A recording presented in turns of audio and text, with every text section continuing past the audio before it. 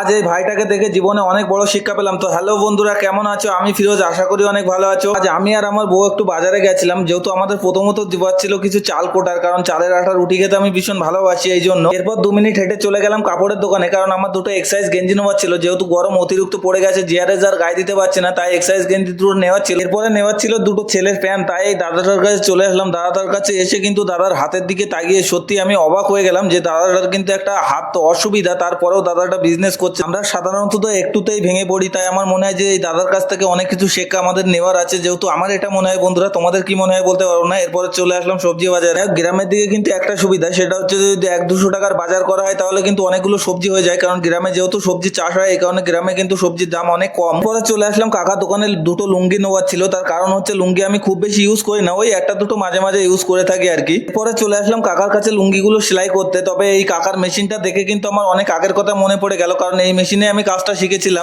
বন্ধুরা, ভিডিওটা কেমন লাগলো? যদি ভালো লেগে থাকে প্লিজ একটা লাইক করে দিও, আর চ্যানেলে যদি নতুন হয়ে থাকো অবশ্যই সাবস্ক্রাইব করতে ভুলো না। চলো দেখা হচ্ছে নেক্সট ভিডিওতে, টাটা বাই।